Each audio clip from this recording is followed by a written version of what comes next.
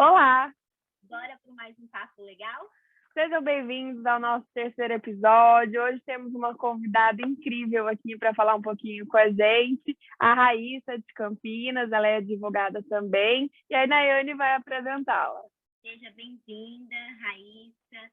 Quero deixar aqui registrado que nós ficamos muito felizes com o aceite do convite e tenho certeza que esse bate-papo vai agregar também a nós, enquanto advogadas aqui em Londrina, e todos aqueles que nos escutam. Vou falar um pouquinho da qualificação da Raíssa.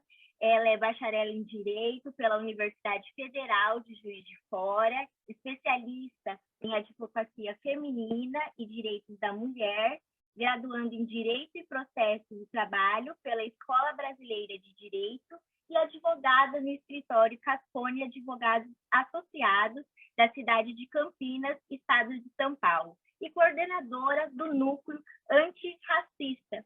E esse vai ser o tema do nosso episódio, vítima racial, e gostaríamos, então, de explicar o porquê nós escolhemos e não poderíamos deixar de registrar aqui o dia 20 de novembro, o Dia da Consciência Negra, explicar a sua importância como um símbolo de luta e combate ao racismo e busca pela igualdade.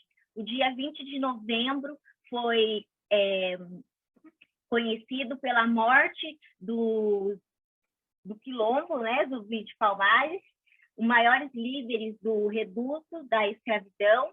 E esse tema, ele engancha o porquê com o nosso podcast, que é a questão de combater o racismo estrutural, porque combater a falsa liberdade, o falso abolicionismo, porque uma vez que houve a questão da Lei Áurea, nós não tivemos, vamos dizer, o suporte, tendo aí o abismo social, tanto no aspecto de educação, quanto no aspecto totalmente social. Então, por isso desse dia, por isso desse símbolo para a população negra, e o objetivo desse podcast é fazer esse reporte e principalmente levar a questão do poder judiciário. Isso mesmo. Então, Raíssa, né, gostaríamos que você falasse um pouquinho do que você faz, das atuações do escritório, do núcleo, e fica à vontade. Oi, gente. Primeiramente, é um prazer estar aqui, é um prazer ter aceitado esse convite. Fico muito feliz. Assisti os 2 episódios do podcast de vocês e é um trabalho incrível. Então, é uma honra estar aqui no terceiro com vocês. E agora eu vou falar um pouquinho sobre a minha atuação no escritório e no núcleo.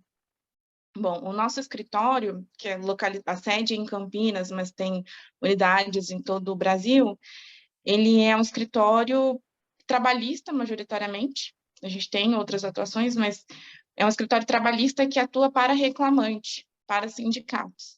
Então, é um escritório que sempre esteve muito envolvido com os movimentos sociais, né? Teve essa ligação com o sindicato, assessorando movimentos sociais da ocupação sem teto, e sempre foi muito engajado nessa defesa dos direitos sociais, e com isso não tinha como deixar de fora o debate sobre o racismo, que é hoje, com a desigualdade, junto com a desigualdade social no Brasil, é hoje um dos maiores problemas que a gente enfrenta e que se desdobra em vários outros fatores sociais. Então, no ano passado, quando a gente se juntou e resolveu discutir sobre isso, primeiro procuramos advogados voluntários dentro do escritório que estivessem dispostos a fazer esse debate, a estudar sobre o assunto e poder ajudar de alguma forma aqui na região os movimentos que já atuam com isso há um tempo, né? A gente não queria, vamos agora salvar o mundo, somos um grupo de advogados heróis, não. A ideia é, temos instrumentos para isso, temos qualificação para isso, e podemos ajudar os movimentos que já estão nessa luta há muito tempo. E aí, quando a gente parou para estudar a questão racial dentro do sistema de justiça, foi um baque muito grande, porque não tem muita jurisprudência sobre esse tema no Brasil, porque não tem condenações para crimes de racismo. E isso espantou muito a gente, né? Então, recentemente, a gente teve até uma decisão do STF, que depois a gente pode comentar, Mas no ano passado, quando a gente entrou no site do STF, foi pesquisar jurisprudências, tinha uma ou outra sobre alguma questão judaica, crimes de injúria racial, e o que a gente deparou? Que todas as denúncias que foram de crimes de racismo, na verdade, elas eram desclassificadas para injúria racial. E aí, com isso, não se tem jurisprudência sobre crime de racismo. Então, assim, é muito raro. A gente tem um caso ou outro, por exemplo, de uma música explicitamente racista, num caso da Sony, que levou anos no Rio de Janeiro até ser julgado como realmente um crime de racismo.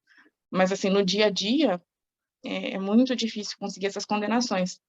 E aí a gente focou no quê?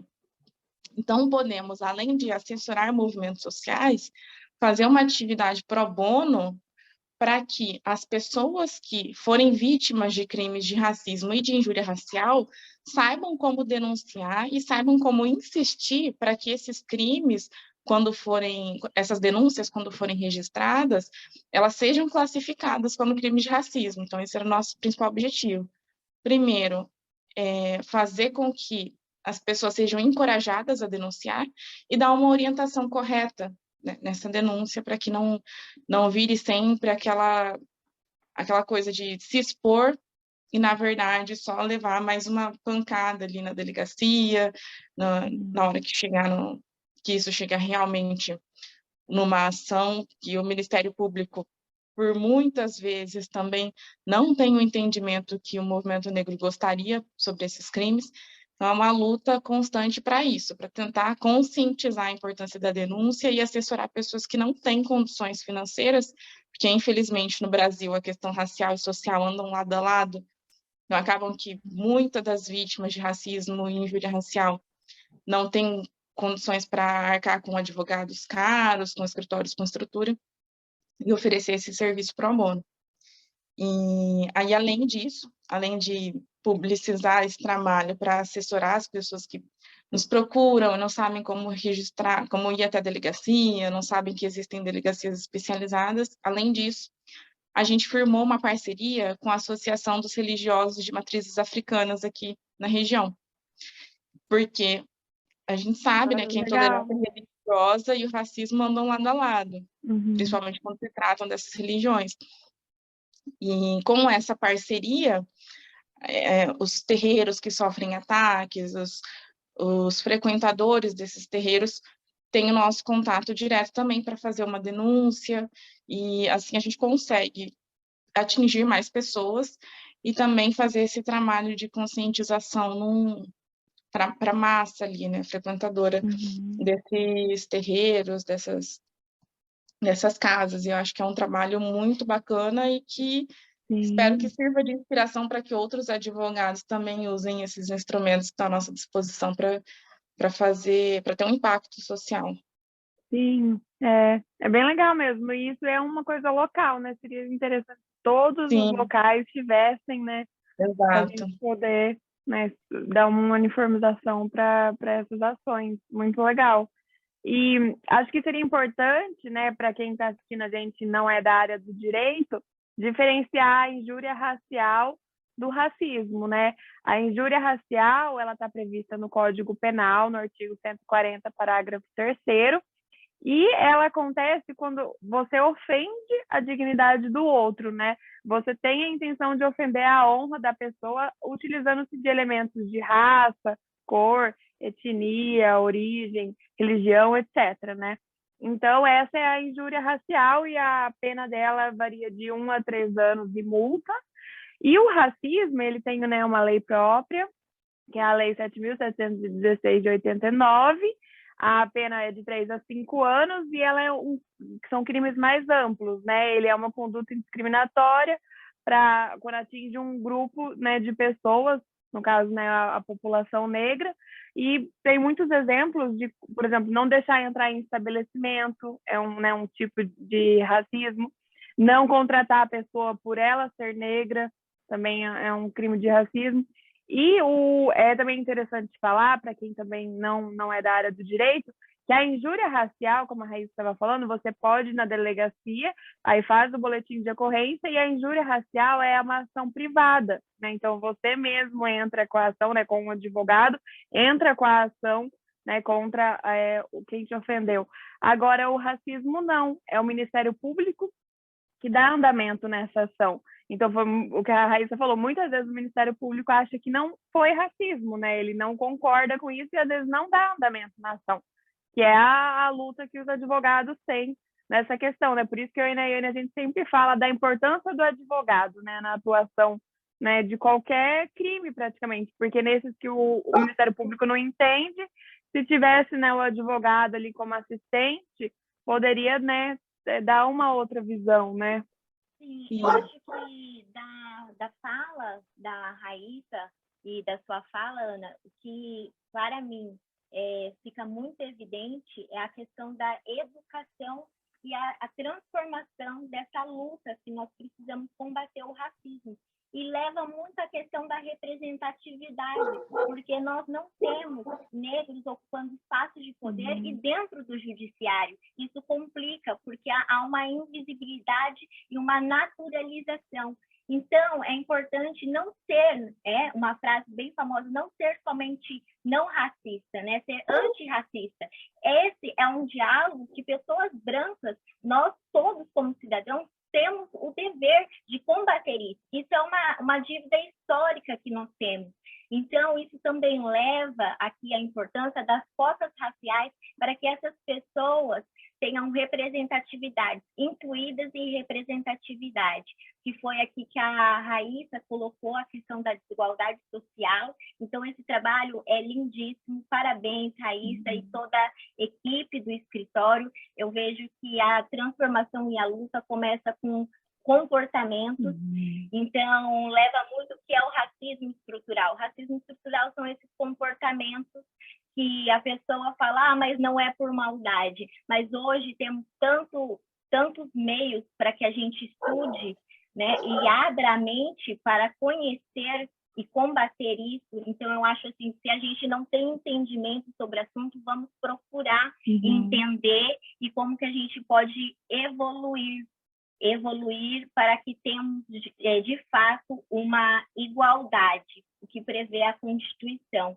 E em relação a essa questão do poder judiciário, que a Raíssa pontuou, de não termos decisões, eu queria deixar aqui também registrado que esse despertar para essa questão racial veio com a minha atuação enquanto advogada no direito criminal, que na prática a gente vê essa questão da seletividade, porque a maioria da população carcerária é negra e há, né, um branqueamento nas escolas. Então, por isso é importante novamente discutir isso com as crianças em casa e também com a minha participação um local que eu aprendi muito, que foi na Comissão de Igualdade Racial e Minorias aqui em Londrina.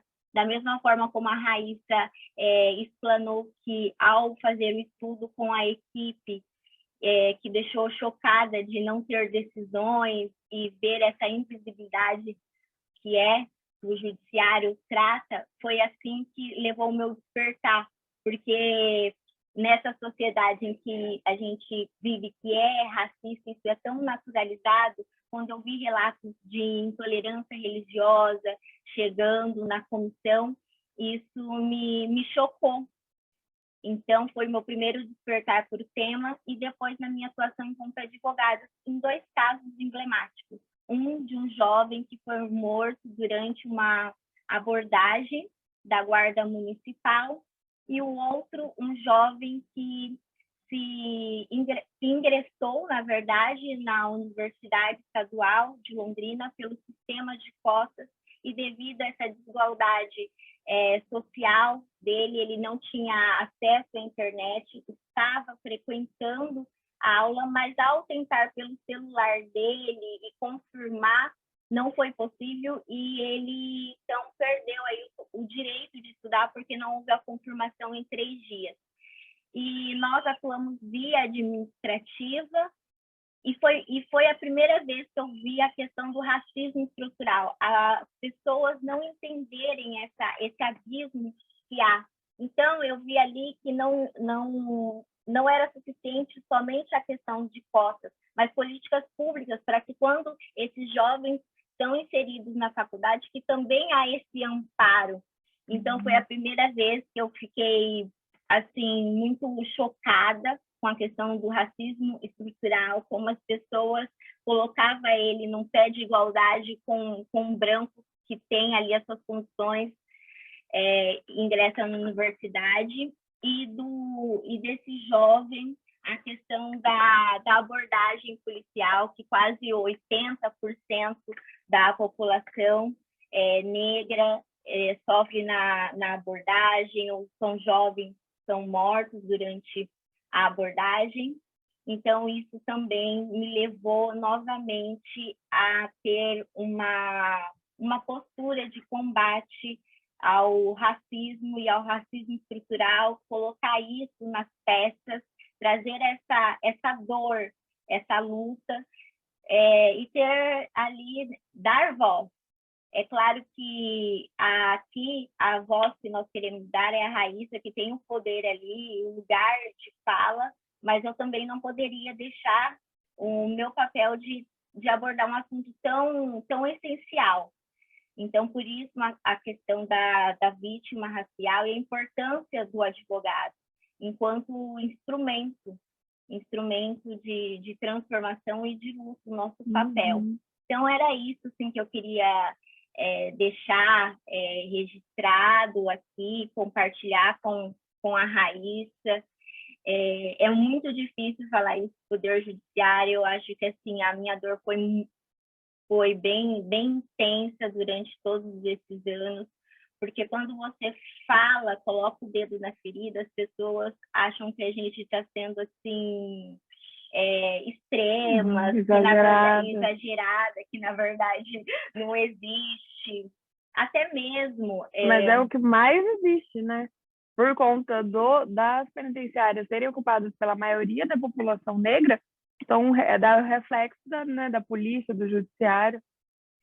E durante esse júri foi muito interessante que nós passamos aquele documentário do Auto de Resistência, em que uma mãe ela fala expressamente: essa justiça que serve para nos condenar.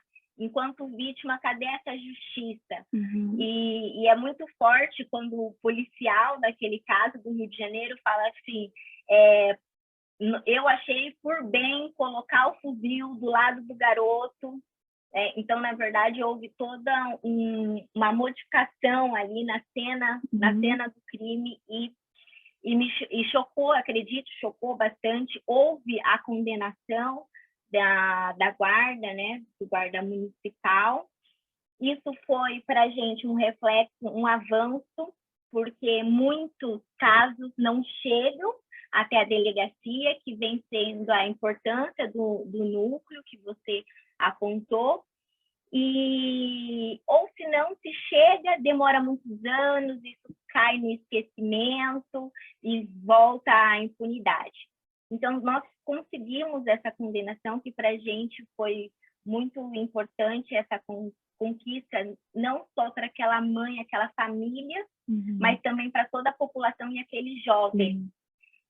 Jovens negros de periferia, para mostrar que a justiça no Brasil ela funciona e ela deve estar aberta para esse debate. Embora a pena nós acreditamos que deveria ter sido mais gravosa, estamos recorrendo sobre esse aspecto. Eu vi o quanto é importante a gente não deixar de falar isso para o judiciário e modificar toda essa situação calamitosa que nós vivemos.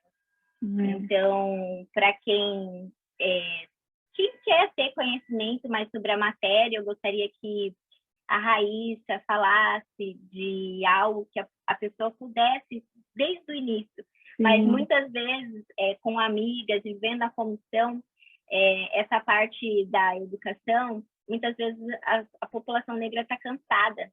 Ela está cansada de explicar, ela está cansada de ter essa paciência para explicar, porque existem meios. Então, assim, muitas vezes fala assim, esse povo é muito extremo, é militante, não tem paciência. Não, é porque a gente tem instrumentos para ter conhecimento, acesso à internet. É só ir atrás. Né? A gente tem que sair desse comodismo.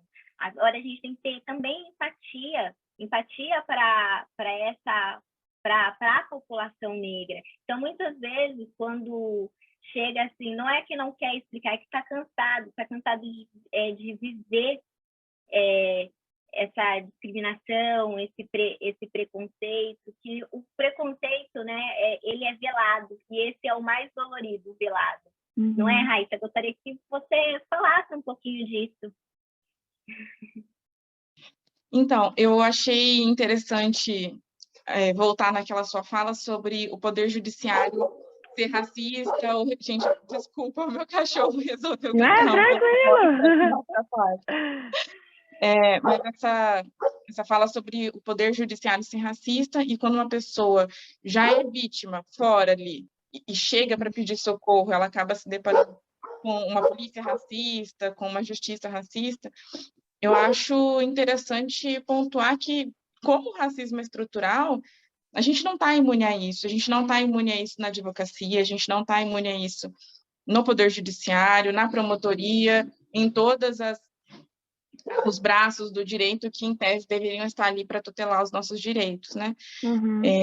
E eu acho que, realmente, é muito importante esse trabalho das comissões de igualdade racial, esse trabalho de núcleos antirracistas, né, dentro do Ministério Público, dentro do Poder Judiciário, pessoas que, infelizmente, são minoria nesses espaços, mas que se façam ser ouvidas, porque senão a gente não tem mudança, né? Então, exige realmente uma postura de pessoas que levem essa luta muito a sério e que enxerguem a importância de resistir nesses espaços para que a gente consiga ali alcançar o mínimo de voz ali dentro, né? Porque, infelizmente, o poder judiciário ele é majoritariamente branco, masculino. Então, assim, essas decisões ou como essas pessoas enxergam essa luta vão ser reflexo disso, né? De pessoas que foram privilegiadas, que muitas vezes não procuraram, na maioria das vezes, não procuraram refletir sobre isso, né? Ter um olhar empático para os problemas do outro. E digo mais, né? Nem é um problema do outro, o racismo ele é um problema da sociedade toda. Uhum. Então, enxergar isso também só como um problema do outro, como empatia, também é problemático. Eu costumo dizer, tem que ter empatia, sim, mas a gente tem que enxergar isso como um problema nosso. Uhum. Racismo é uma dívida, né? É uma dívida que nós temos. Então, o olhar do outro também, né? A gente vive numa sociedade. É uma sociedade que é tão enraizado, mas assim, o que me deixa muitas vezes assim inconformada, tudo bem a gente ser assim, vamos reconhecer que a gente é uma sociedade racista e enxergar isso, o reconhecimento e fazer para mudar, porque tem que enxergar como um problema de todo mundo. Porque se não enxerga o problema, não quer a mudança, né? Não acha que não precisa ter a mudança. É que o embranquecimento é tão forte, e você tentar explicar isso para a pessoa. Porque vamos deixar aqui também registrado que não existe o racismo reverso. Sim. Então, muitas vezes aquelas justificativas, mas não, mas e também se falar assim, ela é muito loira, ela é branquela. Também, não, gente, não existe isso. Vamos entender a história do Brasil, vamos reconhecer essa dívida, vamos entender que houve a gente vive numa falsa igualdade, numa falsa liberdade. Vamos reconhecer isso e, de fato, tentar equiparar isso através das cotas, da representatividade, da inserção. Então, assim, é muito forte. Eu já passei assim com colegas dentro do mercado, situações em que eu fiquei assim totalmente revoltada, envergonhada no racismo velado, mas assim, que choca, toca. Então, mais uma vez, esse tema, eu sei que ele é muito profundo, eu estou aprendendo ainda, quero aprender mais, quero lutar mais sobre esse aspecto. E não é tão difícil de aprender, né? Hoje tem muitos meios para a gente conseguir, né? Muitos documentários, né? Depois a Raíssa pode deixar uma lista para a gente coloca, né, na legenda, né? Porque eu acho que a pessoa ela tem que se esforçar, né, para poder ver essa mudança. Mas foi o que a gente falou, ela tem que reconhecer para depois fazer a mudança, né? E temos até expressões racistas que devemos retirar do nosso dia a dia. E o que também me surpreende é que quando eu vejo o noticiário e agora a mídia falando mais, né, divulgando mais essa questão do racismo, foi a questão que as pessoas ficarem impactadas com o George Floyd. E eu falo, gente, isso acontece a cada minuto aqui no Brasil. Diariamente. É só abrir o jornal do Rio de Janeiro. Isso. E por que as pessoas não ficam tão chocadas, impactadas com isso? Então, essa é uma indagação, uma reflexão que eu faço. Muito importante. Que isso acontece no mundo todo. Isso não é um problema só do Brasil. E a gente não enxerga nem o que está aqui do nosso lado, né? Exato. Vai querer focar alguma coisa dos Estados Unidos, né? Sendo que aqui é o que mais tem. Mas voltando só um pouquinho naquela pergunta que vocês fizeram sobre o que uma pessoa pode fazer nesse caso, né?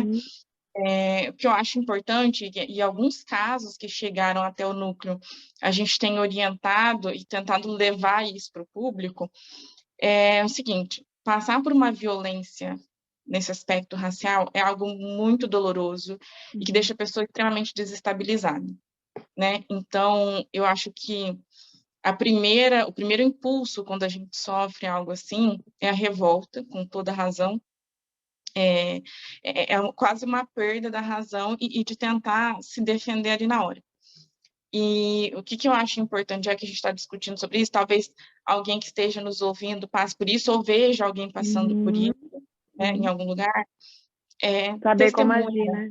Exato, como agir, testemunhas, provas, gravação, né, uma gravação pelo telefone, por vídeo. Infelizmente, se for uma violência por parte da polícia, isso torna a produção de provas muito mais difícil, mas é na hora tentar produzir provas, tentar achar uma pessoa que testemunhou, conversar com a pessoa, pegar o contato, explicar a situação, tentar conscientizar aquela pessoa da importância dela testemunhar caso necessário. Tentar levá-la para a delegacia, né? Tentar levar essa pessoa junto à delegacia, não deixar passar o prazo de 6 meses para denunciar isso. Então, tem que... Se for numa cidade onde tem delegacia especializada, aqui no estado de São Paulo, infelizmente, a gente só tem na capital, mas em outros estados tem delegacias especializadas. Sempre que tiver, procurar uma delegacia especializada em crimes raciais, assim como quando acontece uma violência contra a mulher, tem que ir numa delegacia especializada para esse tipo de crime, é muito importante, porque são profissionais que estão ali já aptos a receber, preparados para lidar com isso. Para não ser vítima 2 vezes, né? Que nem a gente fala da revitimização. Que infelizmente é o que acontece, né? Então, essa é a primeira coisa, a produção de provas, e durante a produção de provas é importante colocar isso, porque já aconteceu um caso que chegou até mim, nesse jeito, da pessoa gravar e começar a retrucar durante a briga. E é muito difícil fazer isso, é muito difícil ter esse controle emocional, mas é muito importante, gente. A gente lida com um poder judiciário racista. Então, se você estiver recebendo uma ofensa, começar a gravar e ofender de volta, isso vai ser usado contra você.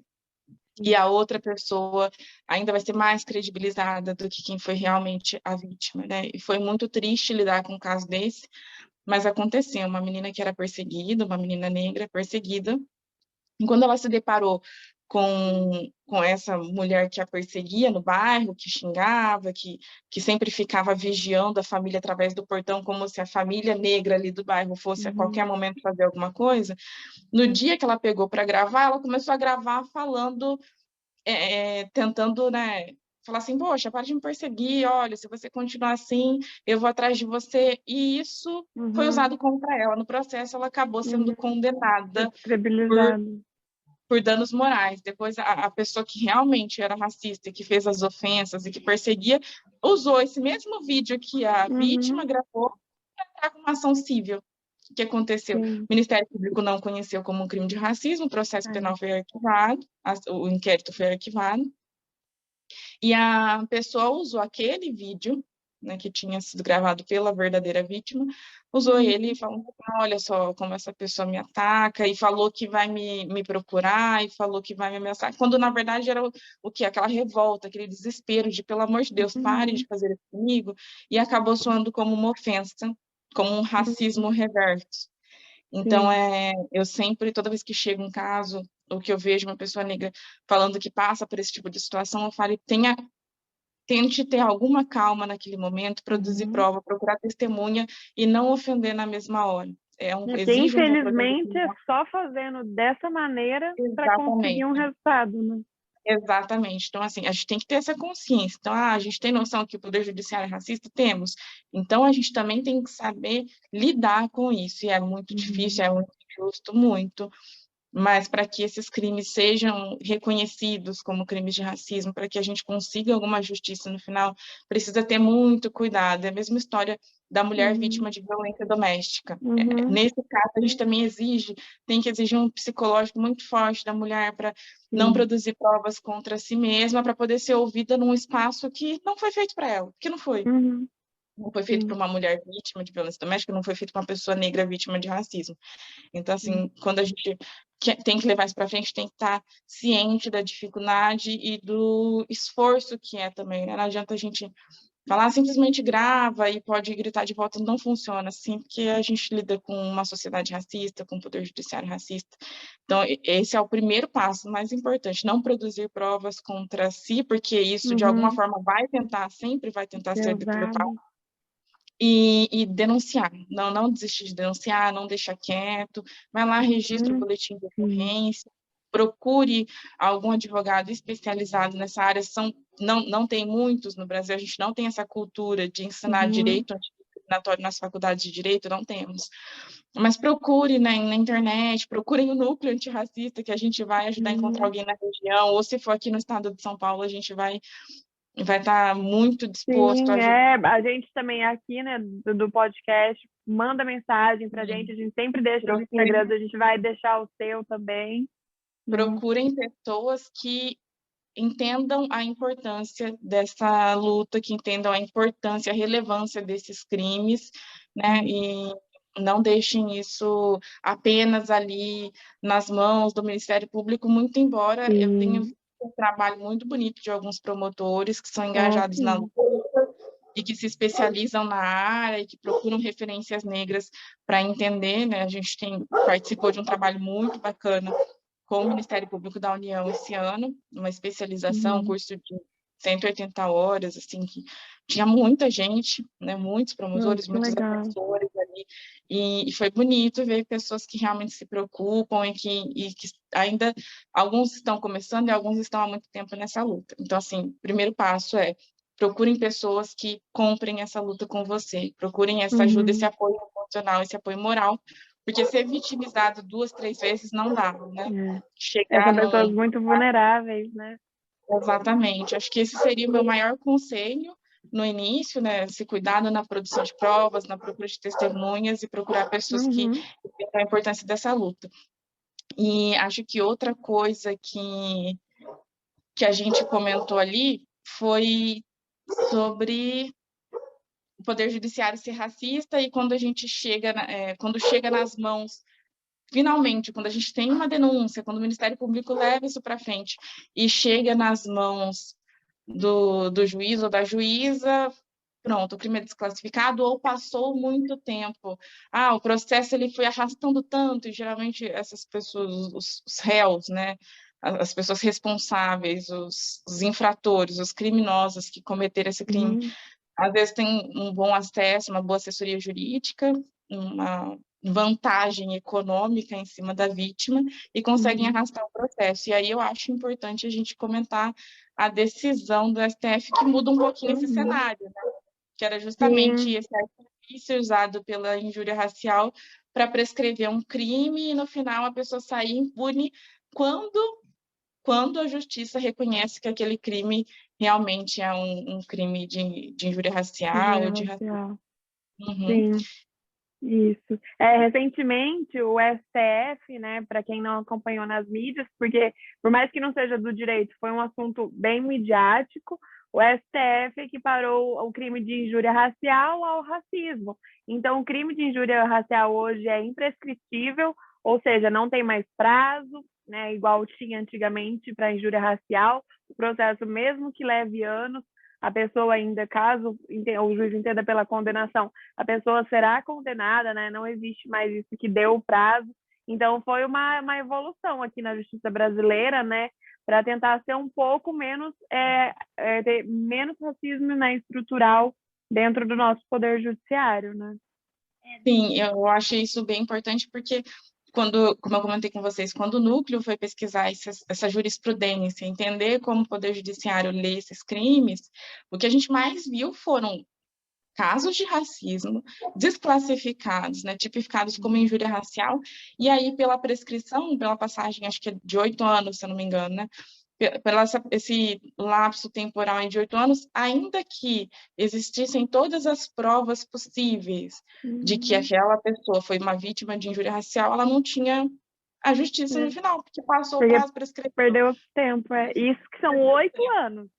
8 anos. Olha o tempo. 8 anos.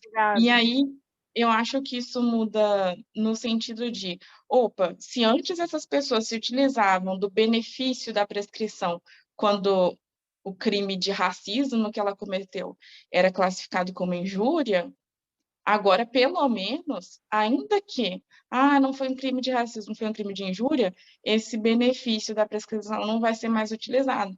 Sim. E eu achei muito importante uma fala do ministro Alexandre de Moraes, e que é o entendimento e posicionamento do núcleo antirracista desde o início, é que, gente, todo crime de injúria racial é um crime de racismo, não são coisas separadas, não tem como ser.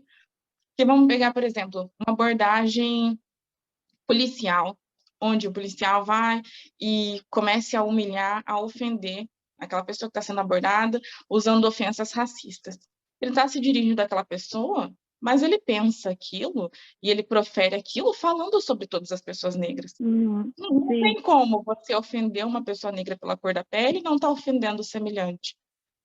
Quando um banco, ele tem uma abordagem explicitamente racista com uma pessoa, com um homem negro, que foi o que aconteceu também há pouco tempo atrás, uma abordagem explicitamente racista, tem que tirar toda a roupa para entrar no banco, porque eu tenho certeza que você está portando algo. Quando o banco faz isso com uma, duas pessoas negras, ele não está fazendo isso somente com... Ele está dizendo que a pessoa negra é um criminoso potencial, que não é um cliente confiável. Não é sobre aquela pessoa em si, né? Não é sobre a pessoa em si, ele está falando sobre a cor da pele, sobre o cabelo. Quando uma mulher negra, uma música, que foi o caso da Ludmilla, quando ela é ofendida pelo cabelo por uma pessoa branca, não é sobre a Ludmilla, é sobre as mulheres negras que possuem aquele cabelo. Então, é muito importante ter essa consciência que o Poder Judiciário não tem, visto pela jurisprudência sobre o tema, mas que a gente ainda tem que ter em mente essa decisão do STF ela é muito importante, mas ela não muda tudo, né? Porque esses crimes ainda precisam ser reconhecidos como crimes. Porque se isso não for conhecido nem como injúria racial, se a gente continuar nessa mentalidade de que não é tão relevante, é uma questão de troca de ofensas, é uma questão de brincadeira, antigamente essas brincadeiras não eram, que é um ditado, uma mania, né, da sociedade de dizer, porque antigamente ninguém se importava, todo mundo trocava um Face e todo mundo era feliz. Então, não, a gente tem que mudar essa mentalidade, ela existe sim, continua existindo, mesmo com essa decisão, né, tanto é que por isso ela foi muito criticada, foi criticada por grande parte da sociedade, eu consegui ler isso pelos comentários, Então, a luta não acabou aí, né? A gente tem que comemorar essa Sim. decisão, acho que é um dos maiores avanços nos últimos anos, e eu que tenho contato com a legislação antidiscriminatória do Brasil, acho que essa foi uma decisão, uma das melhores que a gente teve nos últimos anos no Brasil, mas Mas é é um passo. importante, é apenas um passo, é importante que esses crimes sejam tipificados, é importante que a gente entenda verdadeiramente que uma injúria racial é um caso de racismo, né?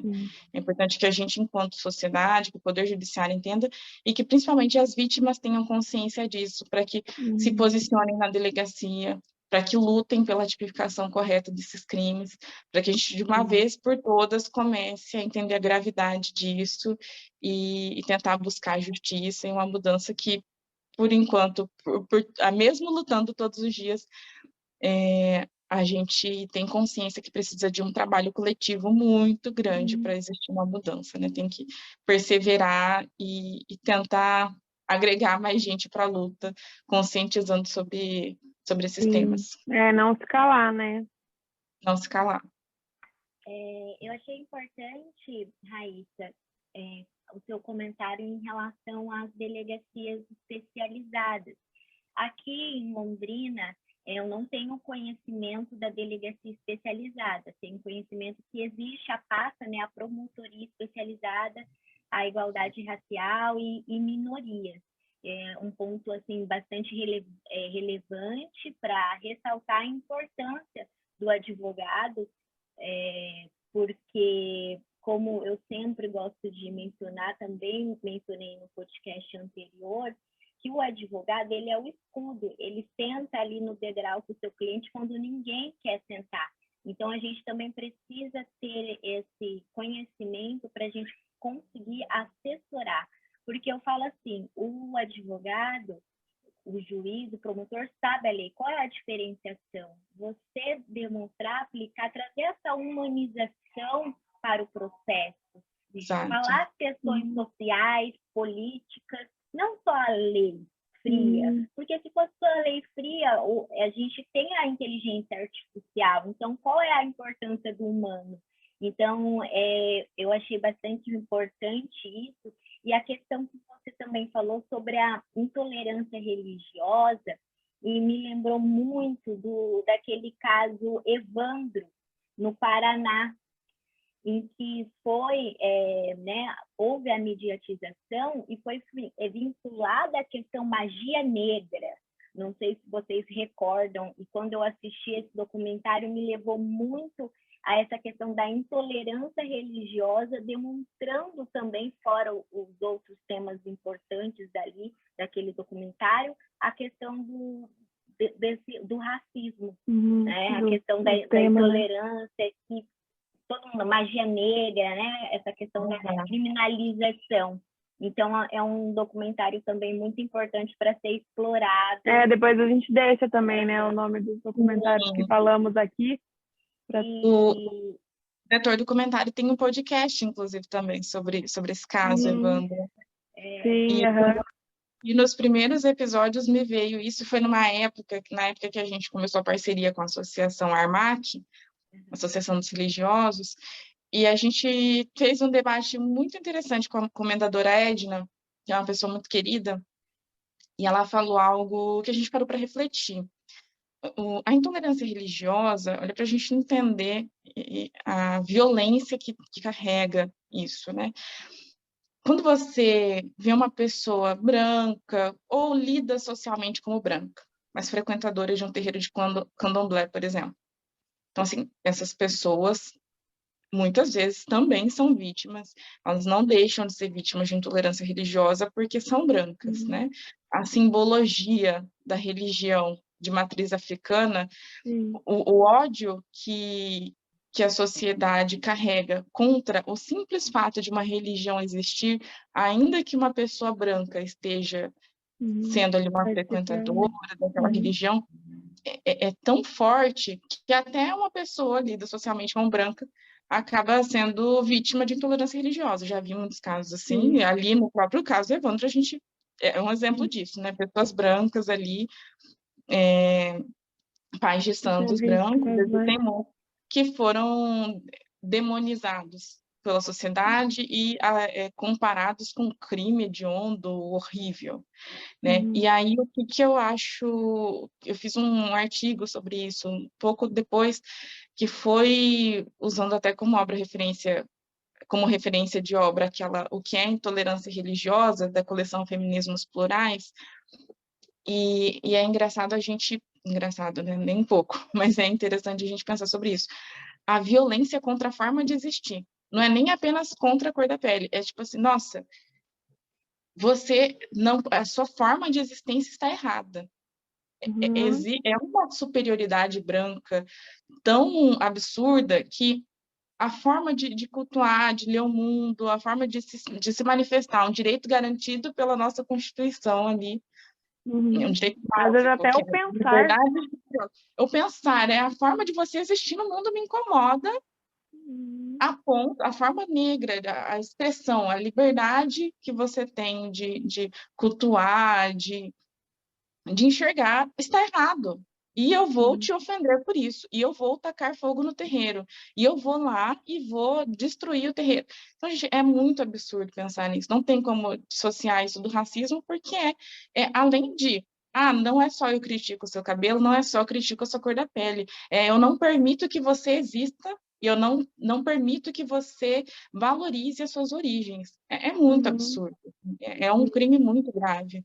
Muito grave. Ele não é Tem que ter muita simplesmente, evolução, né? eu não acredito no que você acredita, por isso eu não gosto. Não é somente isso, né? É algo muito mais grave que isso.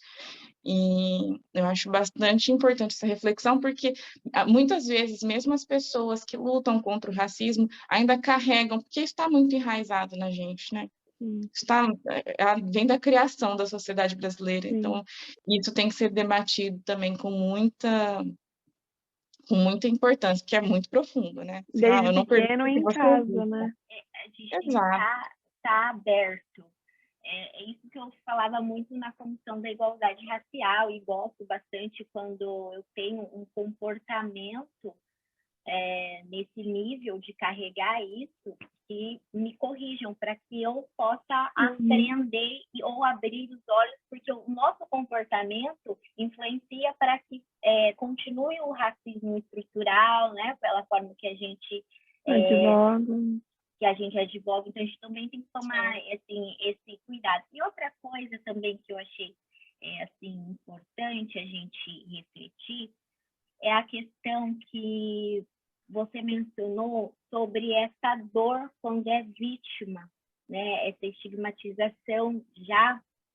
E às vezes vem às vezes vem não, a gente está mudando essa questão para vir condenações, mas eu acredito que não é só a condenação em si uma pena, né? Vamos dizer assim, só a criminalização. Tem a questão da educação, que é a base, que eu acredito muito nisso, mas também eu acho que o judiciário tem que olhar o que nós vamos fazer para dar suporte aos familiares ou à própria vítima, aplicando no direito criminal a fixação da indenização. E quando for fixar essa indenização decorrente ao crime, essa indenização ela não pode ter o parâmetro só individual daquela vítima. A gente teria que ver um valor para o contexto social. Por que eu falo isso? Muitas vezes vai colocar um valor assim, um valor irrisório. E quando a gente pensa no dano ali, né, no sofrimento, a dor e tudo mais, a gente tem que pensar no contexto todo. Então, tem que ser uma indenização pautada nisso.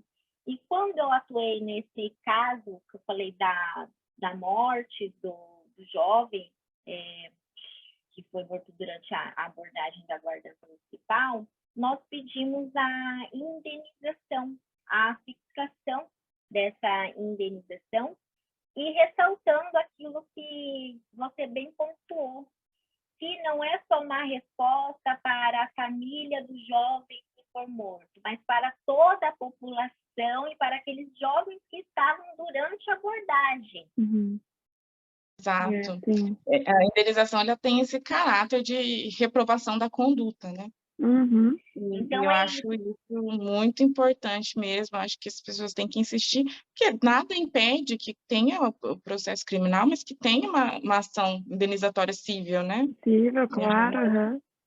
E eu sim, acho que as duas coisas têm que andar juntas. isso, e eu acredito assim, mesmo que tenha ali feito no cível, nós temos que ter ali essa mudança que vem sendo aplicado, a questão, por exemplo, da fixação do dano moral na sentença criminal de violência doméstica, ela é presumido dano moral. Também deve ser assim interpretado para o caso do racial, o caso do racismo. Então, assim, isso também me leva a várias reflexões, indagações. Eu acredito que se a gente ficar aqui, tem muita coisa para falar. É um tema muito profundo, mas, assim, foi muito, muito bom ouvir essa questão do núcleo antirracista. Eu acredito, assim, que todas as cidades, todos os escritórios tivessem esse núcleo especializado para que volte os olhos. Porque tem muitos escritórios, por exemplo, o nosso, temos essa atuação, mas não é tão específico, ou as pessoas não saibam que tem essa vertente. Então, eu assim, fiquei muito, muito feliz ao ver esse trabalho. É uma atuação muito bonita, né? E, assim, uma representatividade muito, muito grande. E também feliz por estar nesse podcast com mulheres, né? E também falando com uma mulher negra. Então, assim, isso me deixa muito, assim, feliz desse podcast realizada, porque é o que você disse também da ocupação dos espaços. A advocacia, principalmente no criminal, ainda é um local visto de homem. E eu fico pensando a questão enquanto mulher, né, e mulher negra. Então, assim, isso daí é muito, muito importante. A gente não pode deixar de ressaltar essa questão. E de agradecer, né, a sua participação, de topar vir falar aqui com a gente. Foi um pouco, né, senão a gente fala pra caramba. Mas o tema, infelizmente, até tem muito que se dizer, né? Mas que bom que a gente conseguiu trazer. Mas eu acho que a gente conseguiu, acho que, né, pode ter esclarecido muita coisa para quem, às vezes, não tem conhecimento, né? Como a gente falou, as dúvidas podem ser mandadas, né? A Raíssa também vai estar à disposição para, né, qualquer coisa que tiverem. Caso seja vítima, também não se acue em procurar, né, ajuda, procurar a delegacia, né, como a gente falou, tem o que é importante a ser feito. Mas é isso, né? A gente está muito feliz, né, que você topou, de ter dado certo. E eu gostaria de indicar dois livros, assim, que eu acho. Dois livros pequenininhos, mas que eu acho que são muito bons para pessoas negras e pessoas brancas, né? Primeiro porque, como pessoas negras que às vezes ocupam espaços onde existem muitas pessoas brancas que não têm consciência do debate, eu, por muitos anos, pelo menos, demorei a entender, né, a conseguir me posicionar, a conseguir limitar ali, falar assim, não, olha, meu limite é esse, isso daqui não é uma brincadeira. Fui construindo isso durante a vida, imagino que outras pessoas negras também, então acho que a leitura é importante para se autoconscientizar também, mas principalmente pessoas brancas que estejam interessadas em fazer parte dessa mudança, em ser antirracista. Tem um livro, um manual bem pequenininho, que chama Pequeno Manual Antirracista, da Djamila Ribeiro, que é muito simples, tem uma linguagem muito acessível e que mostra situações cotidianas de expressões, de modos de enxergar racismo, onde muitas vezes a gente já naturalizou e demora a entender que aquilo é um caso de racismo. Eu acho esse livro muito bom. E tem o livro que é Racismo Estrutural, do professor Silvio de Almeida, que é um advogado que está há muitos anos nessa luta, é uma pessoa incrível, que eu tive a oportunidade de conhecer durante a graduação, inclusive, que acompanho de perto o trabalho dele, é muito bom. É um livro, uma leitura um pouquinho mais densa, essa segunda, porque tem muitas referências jurídicas, né? mas é um livro bastante importante, principalmente advogados que querem ter essa advocacia humanizada, que querem ter um olhar diferente para a questão racial, fora do comum, do senso comum.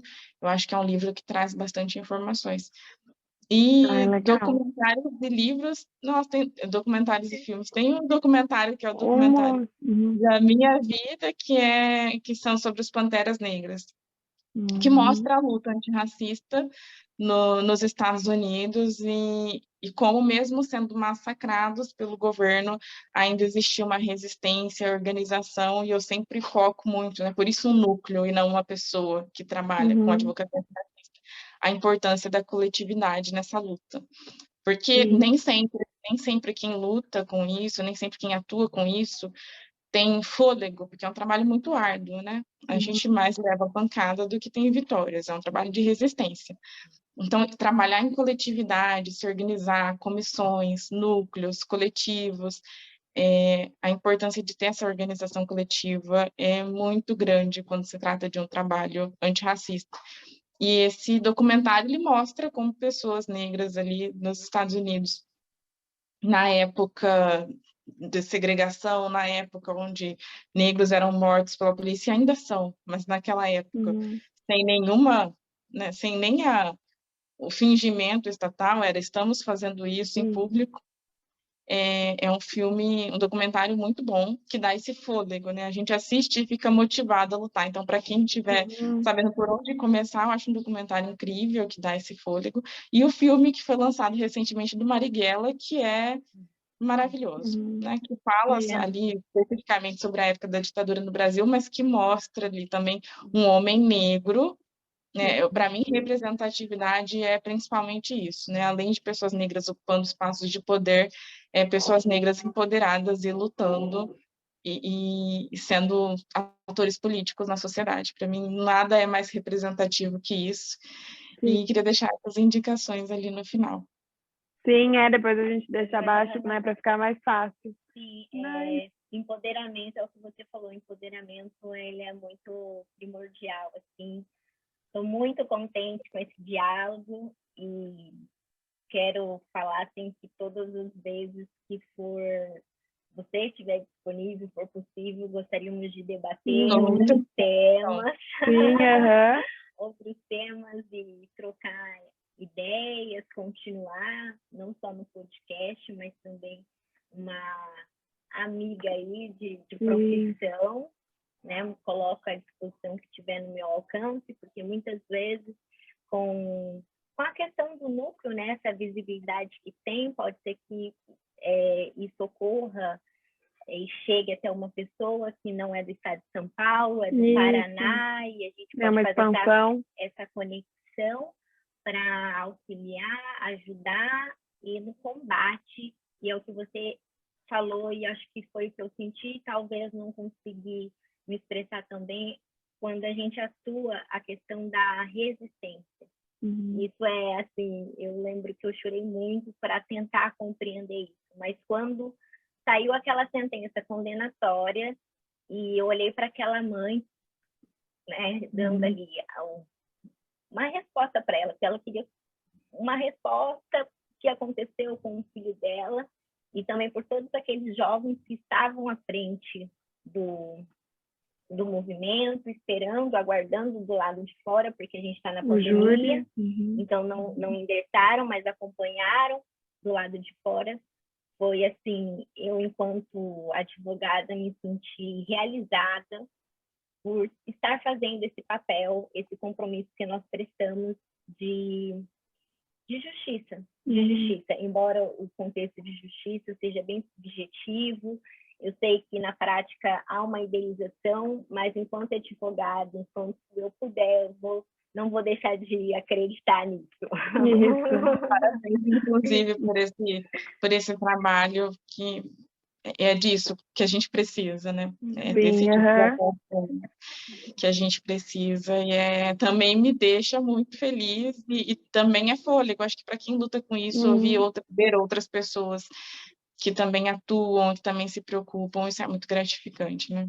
Sim, Mas é isso, gente. Muito obrigada. Espero vocês tenham Eu que agradeço. gostado. E é o que a gente está aprendendo, a gente fica um pouquinho nervosa. Mas aos poucos estamos indo. E eu falo que esse tema mexe muito, Sim. né, no meu interior, muito assim. Então, me perdi um pouquinho no começo, mas eu acho que depois a gente conseguiu aí explicar o porquê da importância do dia 20 de novembro, Dia da Consciência Negra, o porquê se comemora esse dia, fazendo gancho com o nosso tema aí da vítima racial, né? Que é um dia, uma simbologia para a população negra e resistência. Sim. Então é isso aí, gente. Até o próximo episódio. Muito obrigada e qualquer coisa estamos aqui à disposição. Um beijo. Beijo. Tchau, tchau. Tchau, tchau.